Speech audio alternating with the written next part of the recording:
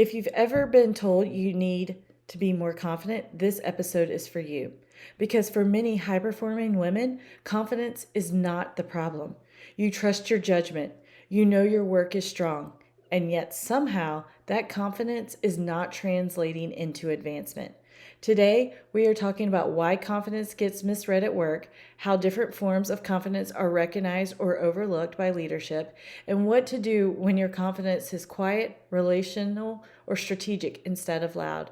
If you're tired of trying to fix yourself and ready to understand how your confidence is actually being interpreted, this conversation will bring a lot of clarity. Let's dive in.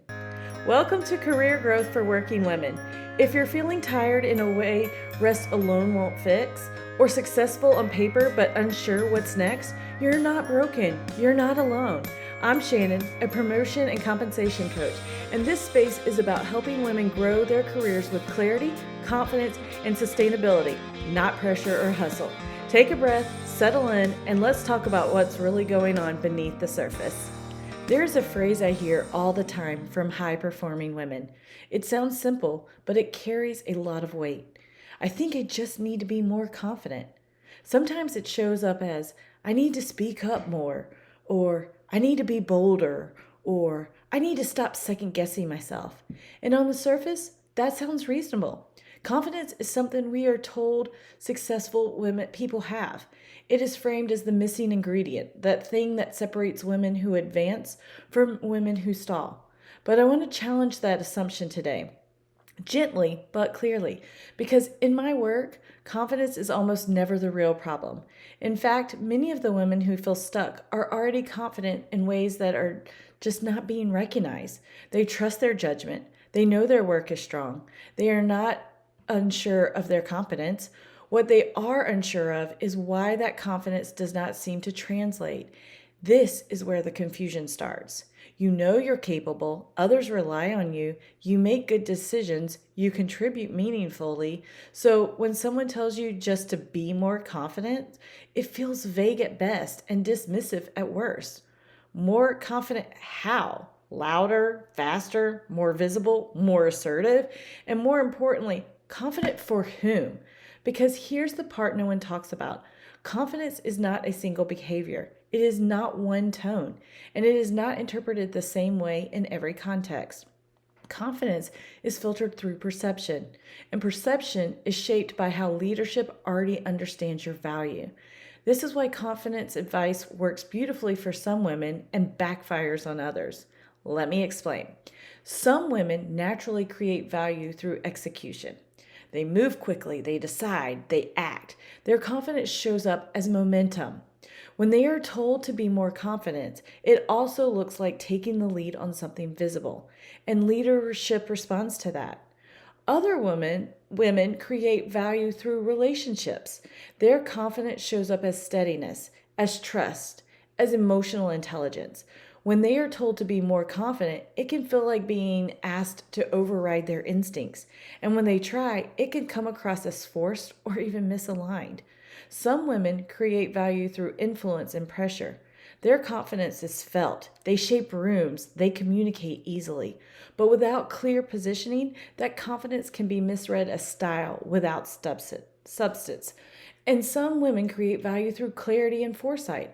Their confidence shows up as judgment, as pattern recognition, as restraint.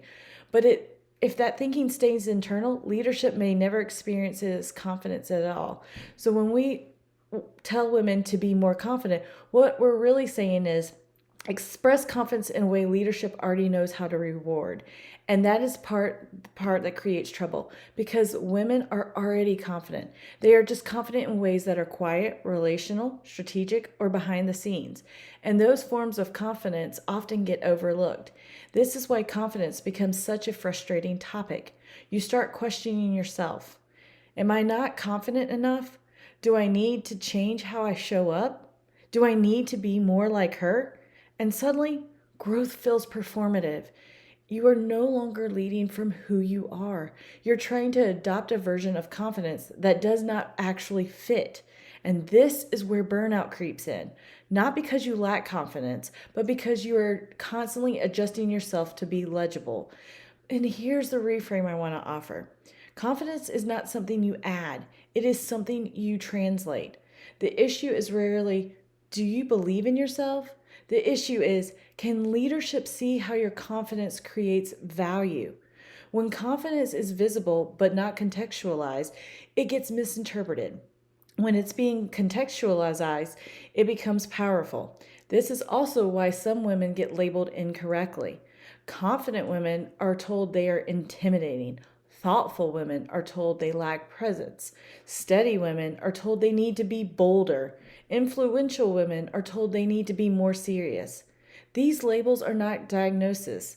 They are misreads, and misreads happen when leadership does not have a clear story about how you create impact. So instead of asking, how can I be more confident? A more useful question is, how is my confidence being interpreted right now? Is it being recognized as leadership? Or is it being absorbed without acknowledgement? Is it being seen as authority? Or is it being mistaken for personality? This shift matters because it changes what you work on. You stop trying to fix yourself and you start paying attention to how your value is landing. This is where the 5% method shows up again. At the 5% level, confidence is not about projection. It's about alignment. You do not need to override who you are.